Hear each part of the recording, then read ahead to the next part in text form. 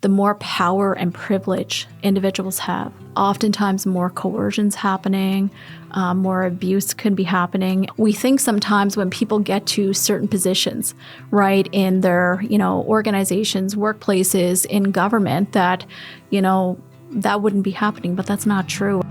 You're listening to the One Door podcast. One Door, a first of its kind collaborative hub. One Door that will ensure women and families can access coordinated wraparound support in a safe, dignified, and supportive place.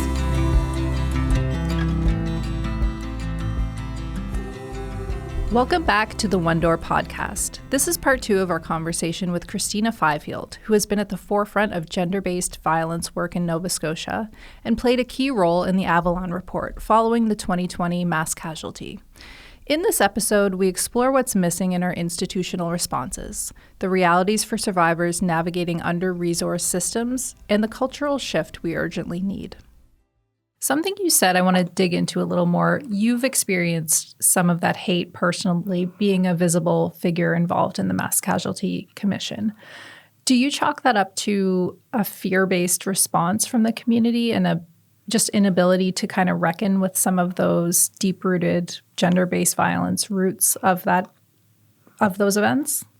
Yeah, I think that since I've become a trauma therapist, I have a better understanding of it than I even did, 10 years ago. And, when I think about, the family members and community members that were most impacted, I think, trauma and their experiences, right? I think with any sort of trauma, you get so narrowed in on those 2 days, right, for the people that lost their loved ones. And I think for the community, I would say that more hate or more really harmful messaging has come from speaking up, right? And I think that oftentimes what I see and what I see out is that people in positions of power and a lot of privilege do not want to acknowledge harm, right? They want to keep on with the status quo. They want to keep on with causing harm, using power, right? And then there's other people, I think, that are not, that have not had these experiences, that they really don't understand what life is like for a person who, is in a coercive, controlling relationship, right? That has had, early experiences with violence and abuse. Maybe that's what they've seen from their mom and dad. Maybe they have never seen a healthy relationship, right? Maybe violence has been so normalized in every place they have been. So I think there's so many different reasons why people don't acknowledge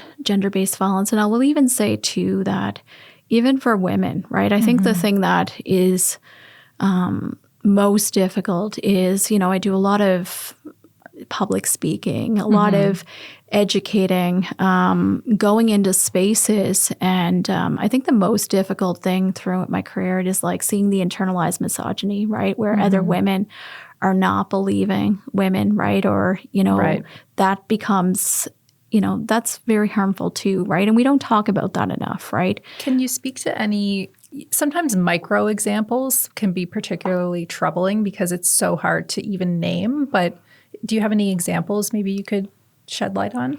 Yeah, like it's their, well, she's been annoying, so she deserves to get, hit. She's had, this happens a lot within families, and it happens a lot in rural communities. It's like family, there might be religion, religious beliefs, their responsibility to stay, right?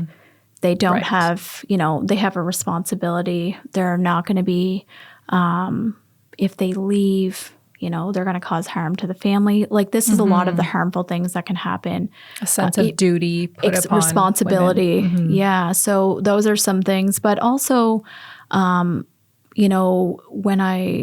with Lisa Banfield specifically, and there's so many different examples of this, but like the reasons why she might have done what she did, right, in certain situations. And it's, again, not understanding that power and control, not understanding the complexities, not understanding the trauma responses. So I think that there's a lot of work to be done on that piece. And I think that people, sometimes can get in a place of judging, right? Like people, right? And their own attitudes and beliefs coming up, right? They deserve that.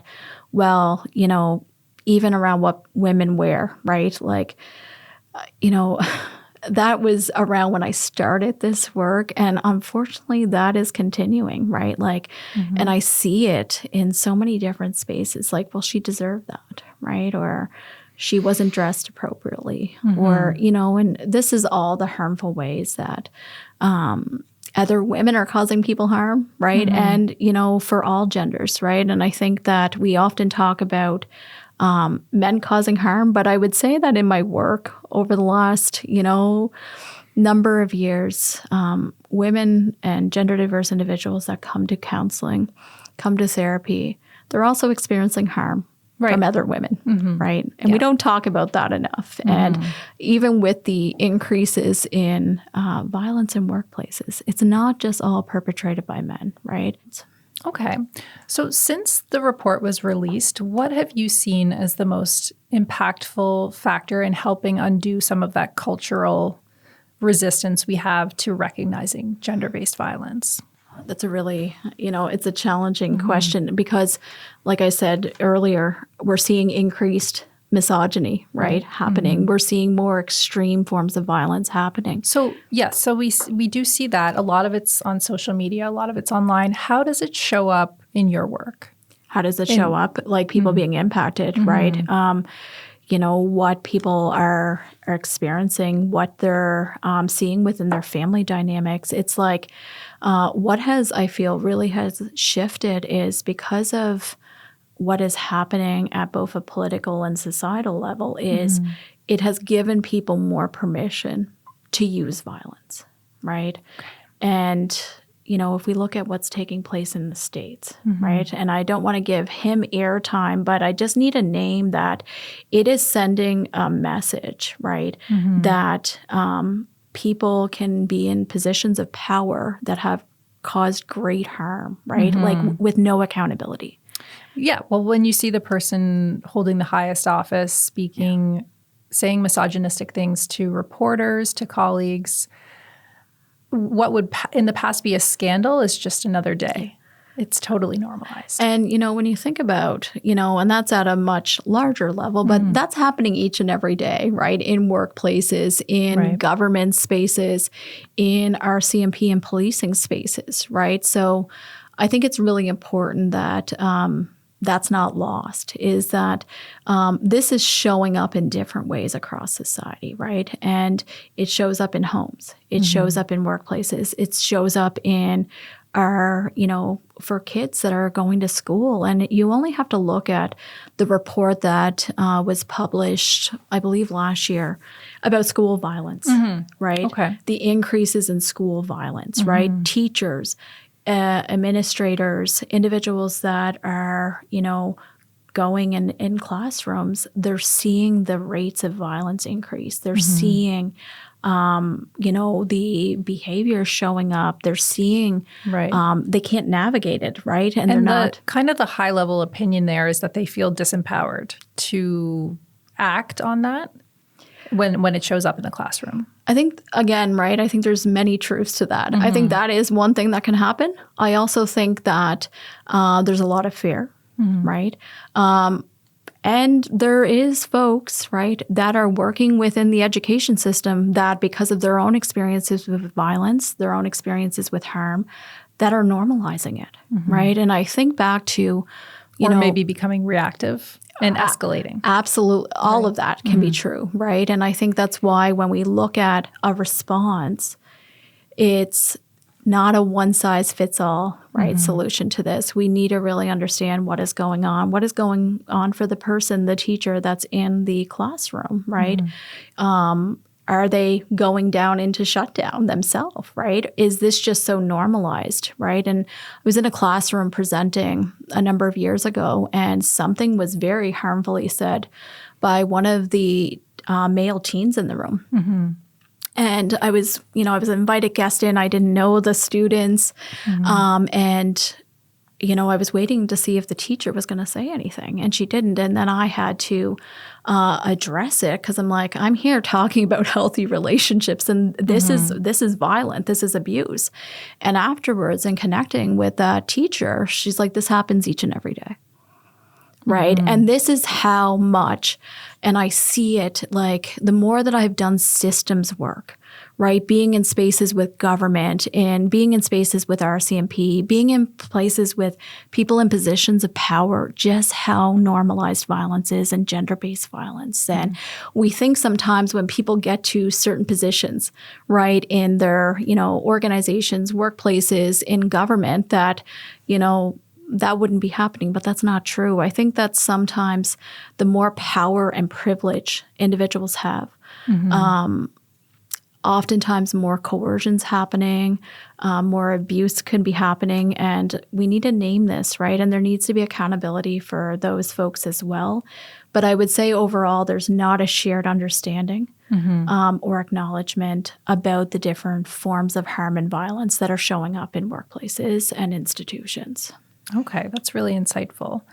I wanted to talk a little bit, you kind of touched on this at the start. So going back to the mass casualty and the tendency to boil it down to those 2 days, stepping back into the past, for many Nova Scotians, both in North End, Halifax, and in Dartmouth, they had this prior experience with the perpetrator. So for them, when his name became public, it wasn't who's that? It was, oh my God, this guy that I've had a terrible experience with.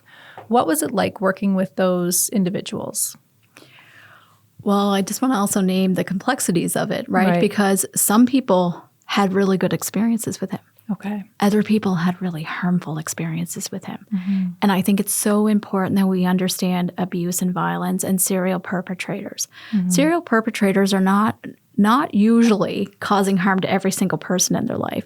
They're very, very manipulative. And that's by design. That is by Correct, design, yes. right? Mm-hmm. So it was interesting. And even in working with, the survivors that came forward, their grandparents or their parents had different experiences with him, right? Mm-hmm. So that's important for us to understand. And in some cases, they would be referred to by that person who maybe had a good experience. Absolutely. And because he was charging less money for individuals that were on income assistance and that had the disability benefit through income assistance, and because he was providing cheaper services than his colleagues, he was getting, more marginalized individuals accessing his services. So that was funding coming directly from the Department of Community Services. Mm-hmm. So people had different experiences with him,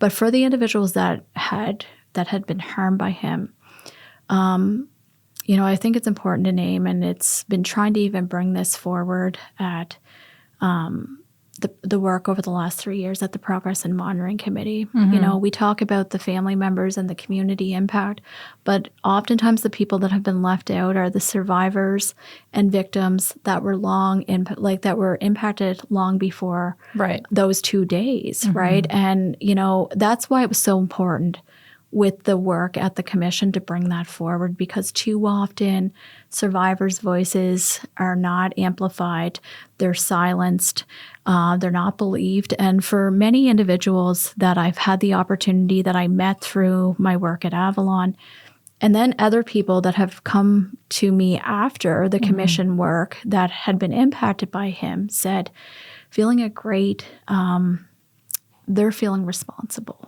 Mm-hmm. Right? They're like, I didn't come forward. I didn't share anything with, police, or I didn't report what was happening because I didn't think I was going to be believed. Right? Mm-hmm. And then, they've been stuck in this place of, if I had came forward, right, would April 18th and 19th had happened.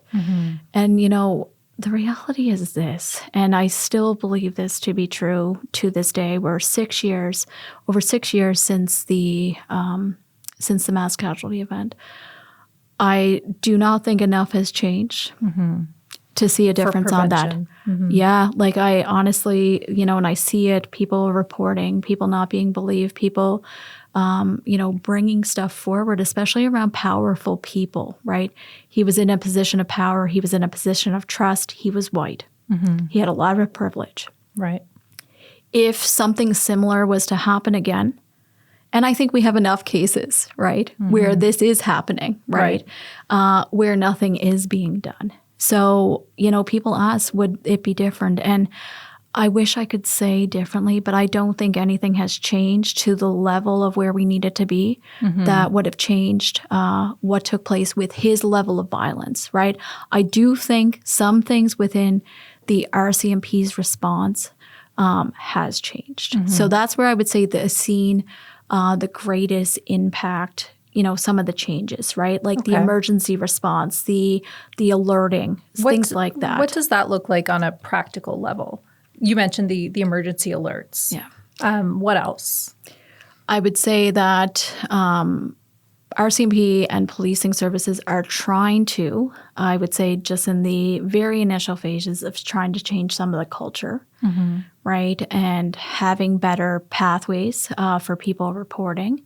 What about aggregating reporting, where if you're getting flags from all of these different things, whether it's weapon registries, whether it's criminal history or incidents in the past, calls to emergency services, have we gotten better at aggregating those so that there is more clarity when someone has multiple flags raised? I would say it depends. I think there's still many missed opportunities. I even think about, something I've been trying to flag to the province with their criminal I provide trauma therapy for people that come through the criminal injuries counseling program. And, for years I've been saying, you're not letting me know this person has a high risk for lethality file, right? So we're still not sharing the information that is necessary about survivors and victims that are high risk for lethality. We are, I believe, individuals, they will be charged and then they're released. Right. They're charged again and then they're released, right? I still think that there's a lot of minimizing when it comes to people being arrested and then being released, and they're waiting for, their hearing, they're waiting for trial. And I think that even with some of the cases recently, right, with femicides in other provinces, we are nowhere near where we need to be. And again, that's part of the cultural shift that needs to happen, right? And can you tell me what some of those factors are for the high risk of lethality? Yeah, so, history of strangulation, weapons in the house, whether the person is working or not, whether or not they have threatened to kill you, or they've threatened like a murder-suicide, but head injuries. But there's a lot missing, right, from it. And with the changes coming with coercive control being criminalized, I think our risk assessment tools need to shift as well, right? I think that when we look at the femicides that have taken place in Nova Scotia over the past number of years, the individuals that their lives were taken, they actually were not designated high risk for lethality. Wow. Right. Which, been sharing this in so many different spaces. Like those are like, we're missing people, right? Like people are falling through the cracks. Why is that? Right. Why are they not coming through like services, right? Our transition houses, why are they not connecting with women's centers? Why have they had no contact with the police, right? And I do think our risk assessment tools right now need a lot of work. There's work happening in other provinces, but I would say there's not coordinated efforts. And, it again speaks to the silos. Right. everyone is, the problems that have existed, I think, in a response to gender-based violence and intimate partner violence and sexualized violence is that community-based organizations have been doing most of that work. They're getting project-based funding. And, they don't have core funding. They don't have oftentimes long-term funding. But everyone's doing, their own thing, right? And there's a lot of, protecting, the work that's happening because they're trying to get more funding, right? But it's not really helping the coordinated effort that's needed across the province and across Canada in making sure that regardless of where you live in Canada or in Nova Scotia, you should have the same accesses to support, right? And I can't stress enough that with the recommendations that came out of Turning the Tide Together and with seeing what, our provincial government is doing and the government in Canada is doing, there's so many discrepancies, there's so many gaps, and there's so many rural communities that are just being completely abandoned when it comes to a response to gender-based violence. So that is some work that needs to be done, and we need to have really uncomfortable conversations about that, right? And how more difficult it is if you're experiencing intimate partner violence or family violence in a rural community. That's something we touch on a lot here is the specifics of the rural side of things. Okay, so you mentioned some gaps at the federal and provincial level for implementing these recommendations. And a lot of these rely on community spaces to drive these recommendations. What could we be doing to move the needle? I think that one thing that could be practically done when we look at jurisdiction between government of Canada and provincial and territorial government is that the money that's coming from wage, so that's at a federal level from the government of Canada, they have these bilateral agreements with provinces and territories. And a lot of that, people apply for, funding for a specific project or work that's taking place. I think that there could be more coordination, right, around that. So like, for instance, when we talk about risk assessments, right, taking place, if someone's working on that in Ontario, right, how do you bring the other provinces, right? Like, how do you get that there's more coordination around that, right? I do think that, when I hear the government of Canada talk and wage talk, they talk about the bilateral agreements and they sign them with organizations and provinces. The province signs on and then the province, distributes that money based on, who's applying. I do think there's more that can be in the bilateral agreements between the government of Canada and the provinces and ensuring that, those key areas, right, whether it's the recommendations out of Turning the Tide or if it's coming from missing and murdered Indigenous women and girls, like there's some reports that have produced results and recommendations for years, long before April 2020. So, if risk assessments or, where survivors report to, or if it's working on prevention initiatives, like I do think there needs to be more coordination around that. Organizations across different provinces, I believe, need to be working together because, again, why is people, getting different messages? Why is prevention and early intervention looking different depending on what town you're living in, right? Or what province you're living in. And I think that because of the normalization of violence and because of people's own experiences, everyone has a different idea about a response, right? Like some folks, including people in the gender-based violence sector, are really focused on carceral responses to intimate partner violence, right? Other people, and, organizations are focused more on the prevention piece and non-carceral responses. So like restorative justice. And,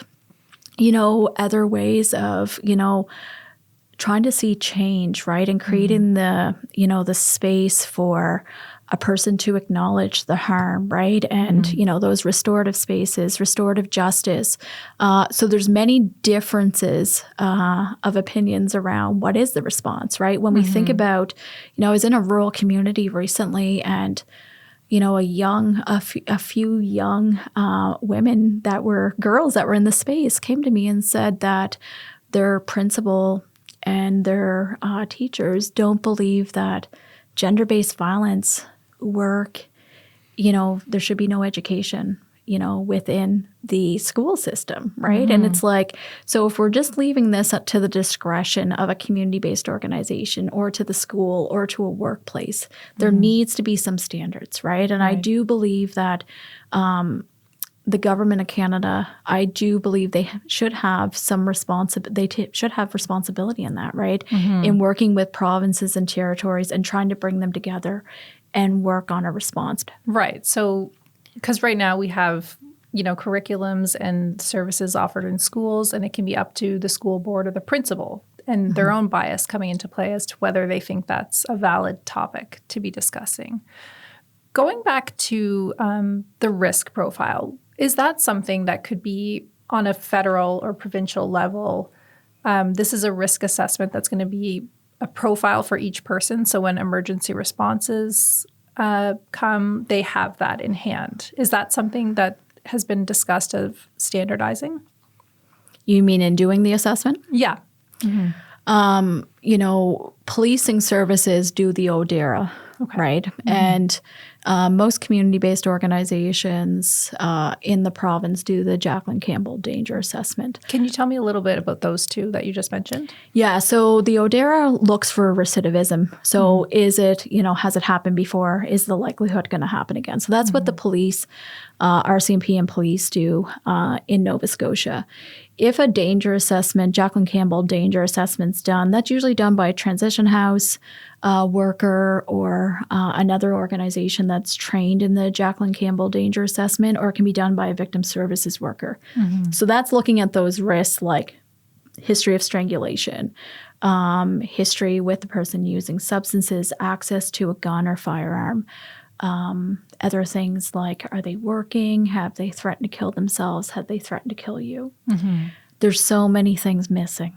Right. And it sounds like the use of these, there could be instances that fall through the cracks. And, absolutely. And here's the other thing, right? And this is, back when the Desmond inquiry took place, risk assessment was done, right?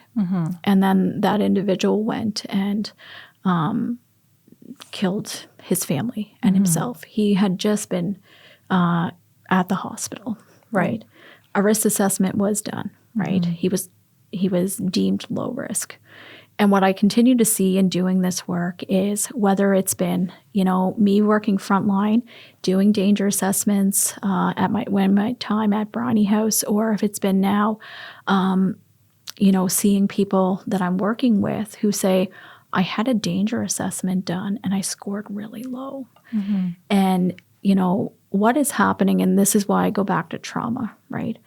Many women and gender diverse individuals, right? Oftentimes when these assessments are being done, it's after a traumatic event took place. Right. If a person has a history with attachment trauma and they're unsure how the system is going to respond to their partner, oftentimes many women want to protect their partner. Right. Okay. Right. So the other part of it is that they might be minimizing their experience, right? Because violence has been so, normalized within their life. So oftentimes when these risk assessments are being done, whether it's with people that are perpetrating harm or victims, is that the individuals that are doing these assessments are not screening for if the person's actually in their window of tolerance. Right. Or if their protective system is taking over, right? So that makes a difference. What would that look like? And is there a certain question, or can you give me an example of a question where a survivor might minimize or might have that tendency to protect and minimize their answer?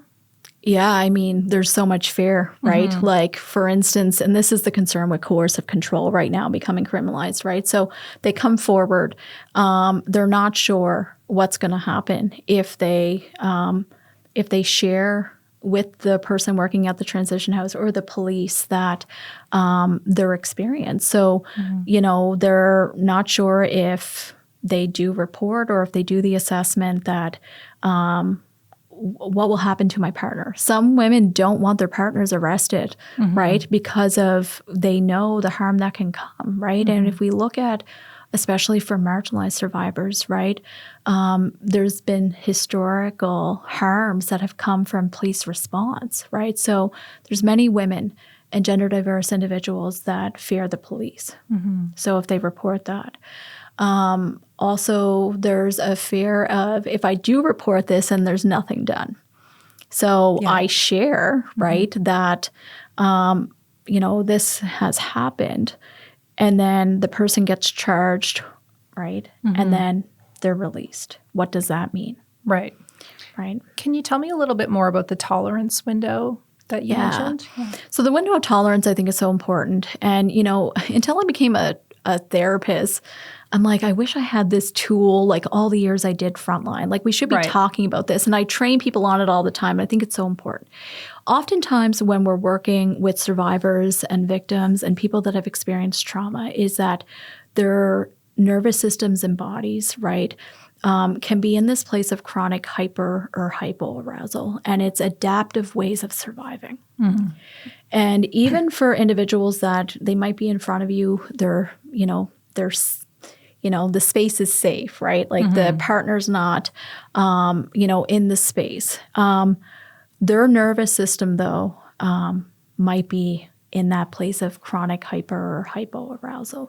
So oftentimes when these assessments are being done or we start working, any person starting to work with a survivor is that they're actually not in their body, right? They're in this place of dysregulation. It can look a lot of different ways. It can look like numbing or being disconnected or dissociation. So we're asking people questions and they're just going through it, right? Like, when they're in that place of shutdown, they're not able to say no. They're oftentimes just may look passive. It might look like something else, or they might be in this place of defensiveness, on guard, scanning, a lot of emotional overwhelm. So the best time for a risk assessment to be done in my work is, checking in with the person. Is the person in their window of tolerance, right? Because if the person is not in their window of tolerance when the assessment's being done, oftentimes who is responding is their protective system. So the fear takes over. Right. Or the perfection or the people-pleasing takes over, right? Or appeasing the person in front of them. So we need to be aware of that when we're doing these assessments. Right. Right. So if a person is in the middle of a risk assessment or report, and this is happening where they're not in their window of tolerance, but timeliness is of the utmost, or it needs to be done in that moment, what would it look like to become more trauma-informed? Would that be having a trauma therapist present for the screening? I think what I would like to see is more people trained in how to respond to that, right? Okay. So getting up and moving, right, can help reset the nervous system. Having some food, right, can help. It might be by bringing a lot of these spaces where women and gender diverse individuals report spaces, which keeps you in that place of like more dysregulation, right? So it's like trying to reset the nervous system. So having grounding things, right? Getting up and going outside with so we're not talking about delaying an interview by a week or two. It's about slowing down and letting the person gather themselves. Yeah. And, if you're doing an assessment and you're like, this person is not in a place right now for an assessment, we need to say that, right? Like we just need to say, there's other things needed right now before that takes place, right? And after a traumatic event, it does take time, right, for a person in their body and nervous system to reset, right? So we need to acknowledge that. And that's where I don't think the system's working well in a response to survivors that have experienced intimate partner violence. So more work needs to be done there, and it can change a lot, right? I hear women say, I want to go, they've gone to report to the police and they were not allowed to go outside, even for a smoke, right? If that's what's going to help a person, like bring them back into, a place of, feeling safe or being more regulated, like we need to make those accommodations, right? And I think how we create space is so important. Like, what does a person need to be able to come into a space, right? What is a person going to feel, right? Safe in a space. Oftentimes, people feel they don't have any choice, right? So like one thing I know from doing this work, and when I start working with a survivor and I know nothing about their nervous system, is as soon as they come into my office, I give them a choice about where they sit. I'm like, there's no therapist chair here. I'm like, where are you going to feel, possibly the best, right? Sometimes survivors want to sit the closest to the door.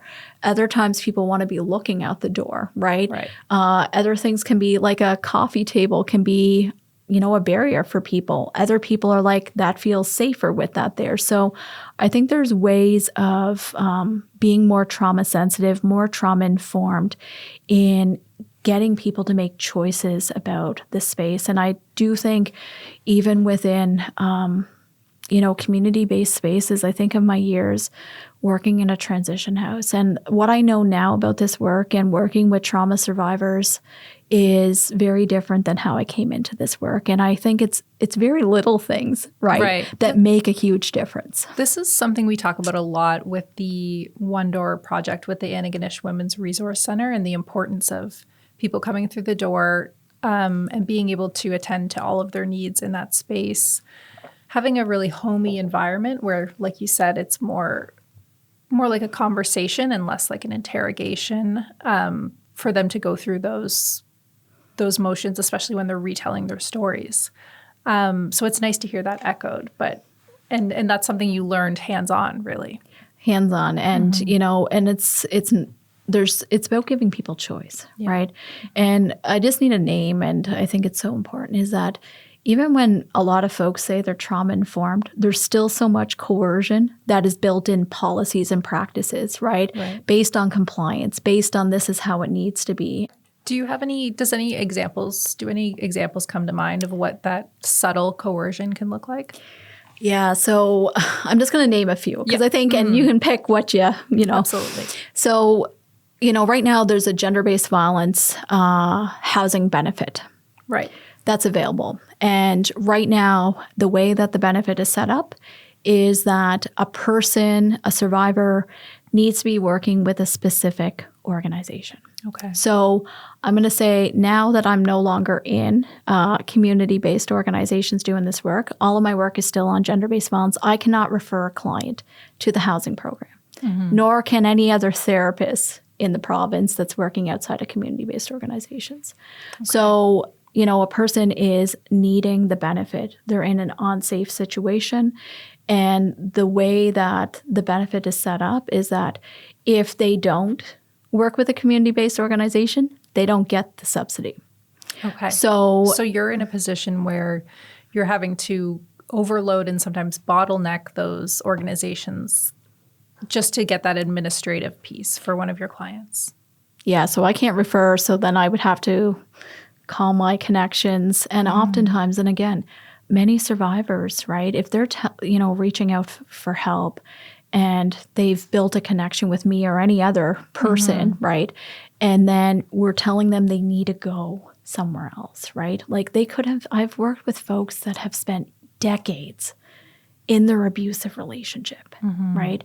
So then it's like we're putting up these barriers, right? And that's just one example of it, right? So think about this. The recent folks in Nova Scotia that were killed by their partner, none of them were connected to a community-based organization, and none of them had a high risk for lethality designation. Wow. Right? What do you make of that? Or what does that make you want to tell people or think about? It's why I continue to show up in advocacy spaces and really taking a critical lens to what we're doing, right? And, we need to, whether it's community-based organizations, whether it's our healthcare system, whether it's what government is doing, whether it's what a workplace is doing, is that there's opportunities everywhere, right?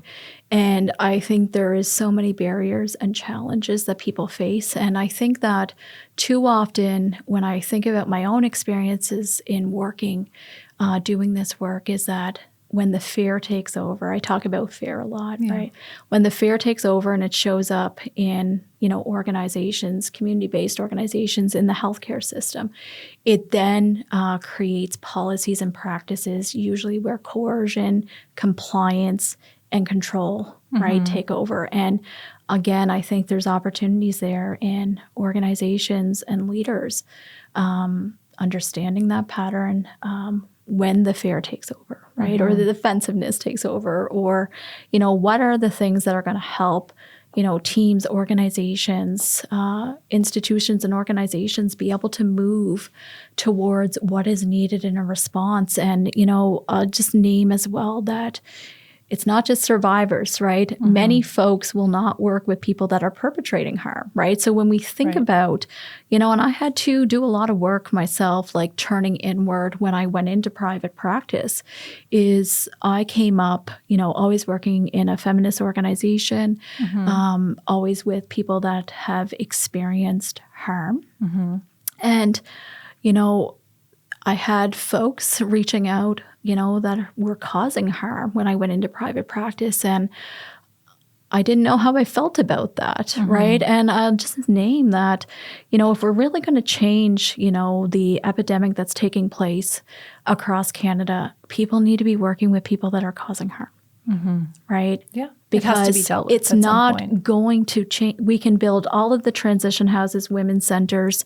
We can put all of this money into supports and services. But until we address the roots of the violence and harm and work with people that are causing harm, this epidemic is going nowhere, right? So, what is that about, right? It's about, sitting with the uncomfortable of, a person that has caused harm. It's also having, I think that people can't hold compassion and accountability together, right?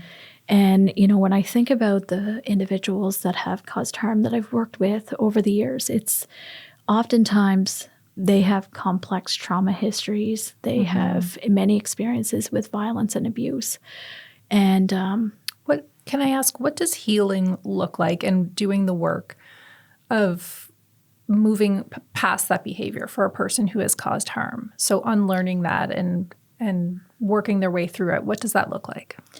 I think it's really unpacking, right? Where did that start? How did, using violence, what did that provide you, right, throughout your life? And oftentimes it's people that feel life is very out of control. They use the control and violence as a way of feeling in control, even though they're out of control, right? So I think it's really unpacking what they have internalized, right? What they've been socialized to. And oftentimes a lot of these patterns show up early, which is why early intervention and prevention work is so important. And when I think about, sitting with a person that has been doing this for like 50 years, right, versus, a younger person who, might have started using harm, that's why the early intervention and prevention work is so key, because the longer it goes on, it's really, it's longer term work, right? And, the younger we can start with talking about this, educating people about it, also better, parents, school teachers, creating space for the emotions that kids, right, have, and, how to handle those emotions, how to handle the thoughts, how to, with the sensations that are coming up, and not, like, for instance, anger gets a bad, bad name. Anger is like a healthy emotion, right? Like it's what people do with anger and rage, right, that then cause harm. But we need to create space for anger, understanding anger. What is anger telling us, right? But, the way people see anger, and it's like it's bad. And, it's often attached to people causing harm. But we need to create space for anger and understanding why it might be coming up. So being in a relationship with it, being in a relationship with any of the emotions that, is coming up for a person. And I think the more that people keep this all inside, right, it's not good for that person, but it also has an impact on the relationships that they have with other people. So this is why it's so important to start young. Yeah, absolutely. Okay, so Kristina, we've talked a lot about the Mass Casualty Commission reporting and your involvement. You've also been involved in some progress in monitoring reporting over the past few years, and there's more to come on that. But I'm wondering what stands out to you so far? What meaningful progress on the recommendations have you seen, and what still needs to be done? Yeah, I would say that with the 130 recommendations that came from Turning the Tide Together, I would say that the most progress I've seen in being on the Progress and Monitoring Committee is probably from the RCMP and police response. That doesn't mean the cultural shift, right? I think it has to do about procedures and processes and protocol that were not in place at the time of April 2020. Around the response to intimate partner violence, gender-based violence, I would say there's so much work to be done. I would say that the epidemic level funding that was named in the Commission's final report, we're nowhere near where it needs to be. I think that when we look at what's happening in society right now, the increased violence, extremism, and misogyny, there's so much work that needs to be done that wasn't even really named in 2020. I think that what I would like to see is, again, back to some standards, right? And processes and policies, because if you leave this at the discretion of a community-based organization or a province, there's so many differences, right? People's own attitudes and biases. I believe there needs to be standards, and I believe there needs to be a shared understanding about when we talk about violence. So one thing that, since the recommendations is coercive control becoming criminalized, I just want to name that. I know there's been a lot of people calling for that, right? And that form of abuse and violence being acknowledged. But I just need a name to how coercive control can be weaponized against women and gender diverse individuals where their trauma responses are not understood. And when you think about sexual violence and sexual crimes and, how that's been criminalized and how that working, right, in regards to prosecution women? Rates, absolutely, and conviction rates, yeah, right. So I just need to say that they're saying there's work being done on this, yes, but I still think that we're very far away from where we need to be, and just need to also name that we're seeing violence being so normalized in political spaces, in institutions and organizations, and in workplaces. And I do believe that even though the recommendations out of Turning the Tide don't specifically talk more in depth about workplaces, I see schools and workplaces as being a huge opportunity in regards to responding to this epidemic and getting people educated, aware, and having accountability pieces built in. Okay. Well, thank you so much, Kristina, for joining us. We talked a lot about shared understanding, and I feel that this work you're doing helps us all share in the understanding of what's driving these issues. It's very educational, very informative. So we so appreciate your expertise here today. Thank you so much. Thank you. Together, we're building a healthier and safer future for generations to come. Your support will help create a safe, supportive, and empowering space where women, elderly, families, and youth can heal, learn, and thrive. To donate, visit onedoor.awrcsasa.ca. Every contribution, no matter the size, directly supports programs, services, and spaces that foster dignity, care, and community strength across rural Nova Scotia.